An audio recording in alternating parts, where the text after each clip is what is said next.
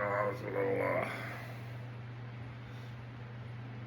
like how do you, if you're a younger student or whatever coming up, and how do you tell if an older student is genuine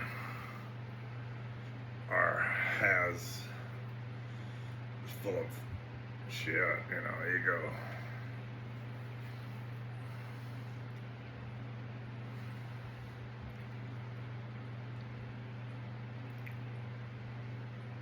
I don't know, you can just smell it, man. You can just smell it.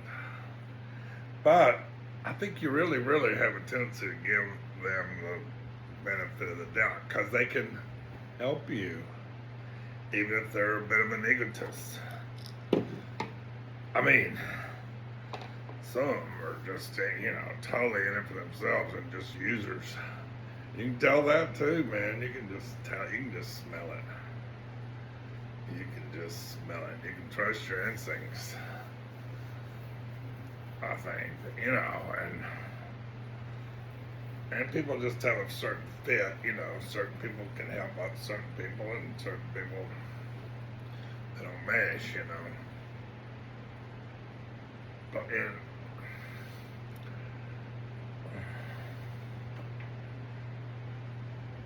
I don't know, you up to a point, I don't know. You just gravitate toward the people you gravitate from. You admire the people you admire. The people you have the same kind of devotion you have toward your teacher. Toward those people you just. I don't know. I kind of.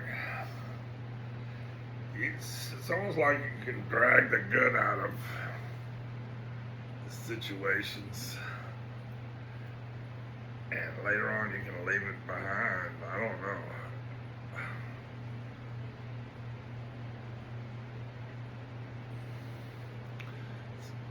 Even if an older student is a bit of an egotist, if they're also, famous, if they're also beloved by the teacher, if they're also held up, there's a reason for that too. You can trust that. You can trust your teacher's judgment on that point. Even if they're not perfect, A lot of times it's just this guy got here at a certain time and there was a certain job that needed to be filled and he filled that job. And from that moment in time forward, probably because of his experience on the job, there's not a better replacement. If he does something terrible, you're going to replace him, But if he doesn't do something terrible, he may be like, a big egotist, but he's also the best at that job, He just has so much corporate knowledge. And that's the way it is a lot of times in organizations, and not just in this field, but in any field. You'll find some guys a bit of a problem, but he filled that job at the right time, and then he learned. And he just became indispensable. There was no one to replace him. It was impossible to replace that corporate knowledge that was gained, in that 8 or 10 or 12 years of been on the job. Made himself, the world-class expert on that. And all the relationships and stuff. And he can go off the rails after that. And, really ruin everything in a certain way, but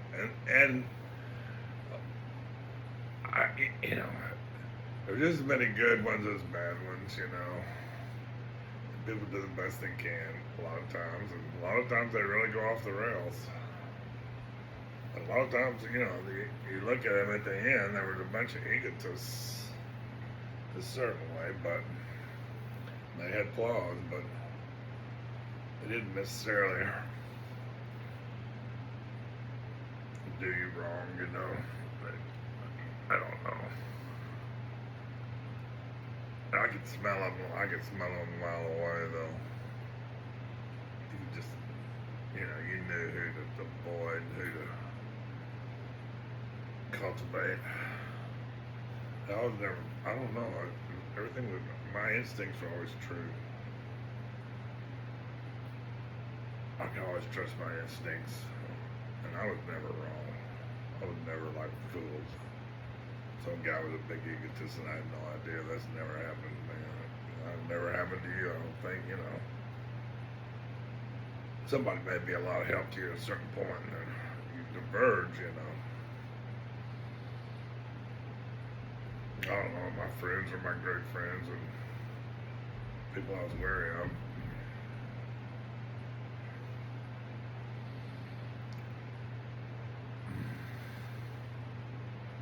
But I don't know, yeah, and sanghas, the whole question is, I think, in some ways, all along the path, you're going to think the sangha is murder, man. The sangha is murder. You're going to have problems with the sangha, but that's not necessarily a bad thing, man.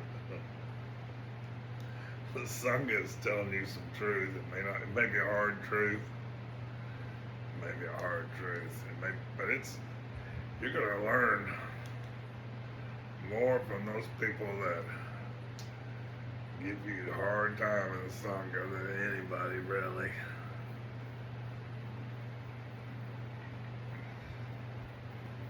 I don't know. A lot of times it's people that are competitive with you, but they're not 100% wrong neither. They're sick, They're coming at you.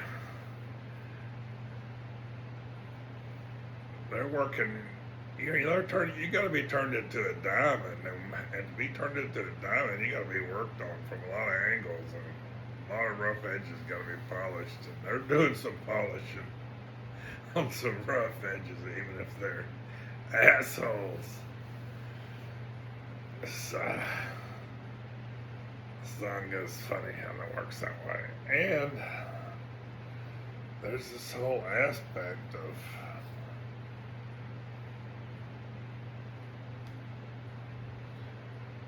it's the Bengali tea boy syndrome. There's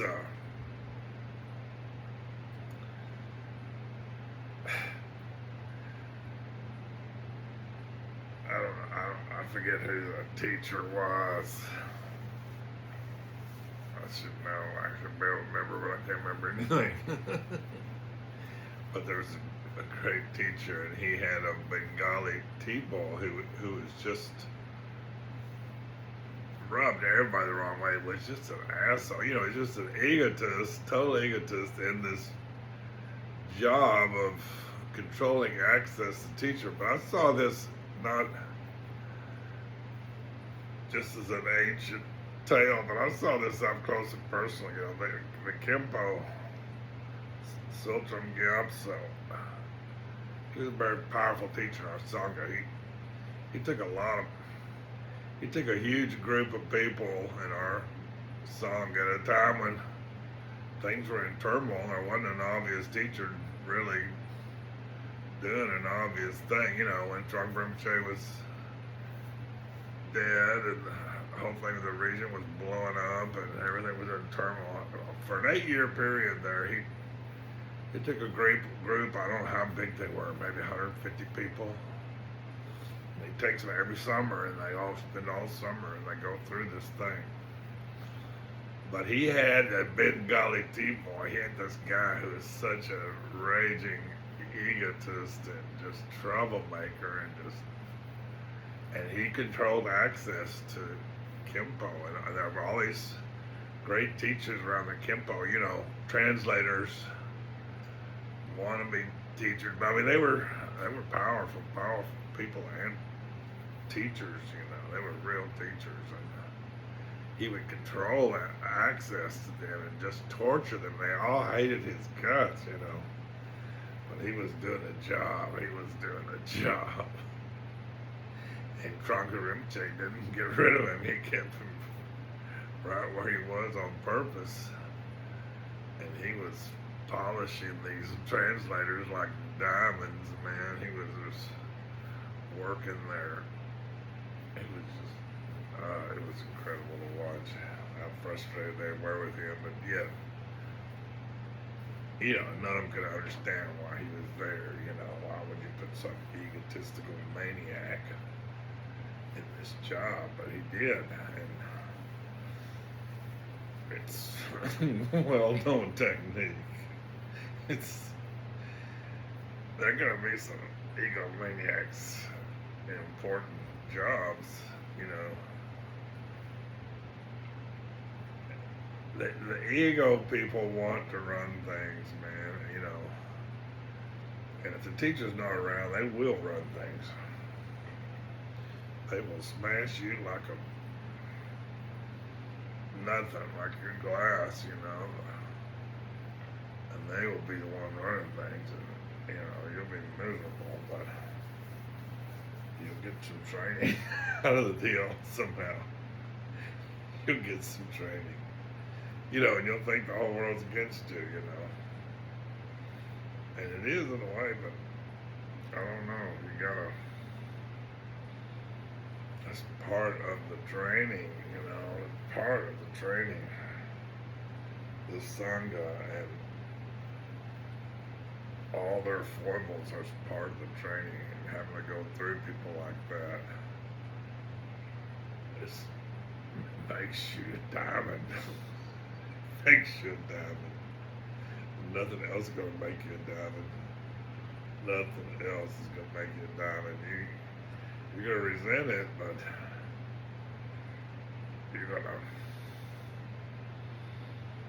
it's gonna polish you. You're gonna meet so many obstacles on your journey. It's unbelievable. Obstacle after obstacle. Just you can't believe. And the more you accomplish in this realm, the more you're going to see stuff like that. The Regent saw stuff like that. Trungpa Rinpoche saw stuff like that. Lady Reggie, Lady Diana. Smash you, man. Get smashed. It's very difficult circumstances to overcome it.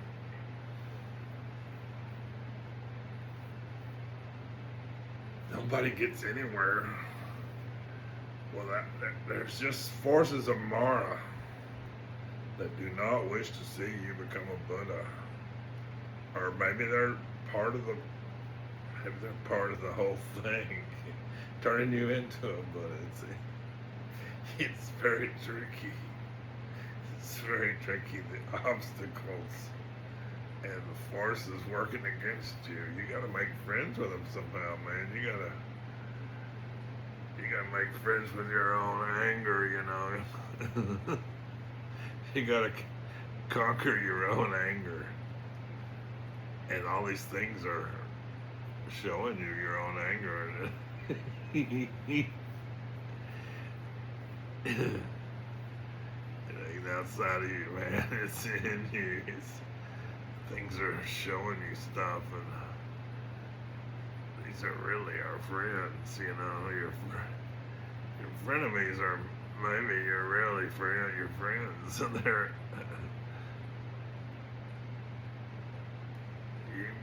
you gave some respect for some people,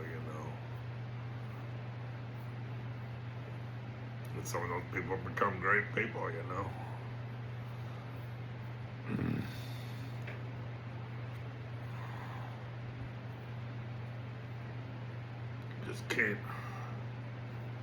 You just keep butting the same walls. You gotta make friends with those walls, man. And you got to identify your own anger. And how you do that? It's through situations like this, and you gotta defeat your own anger, man. That's all you gotta defeat. There's nothing else you gotta defeat besides your own anger, your own aggression. Nothing else to defeat. Nothing else. And there's people out there that can show you that. And usually you think those are the worst people in the world, but think again, man.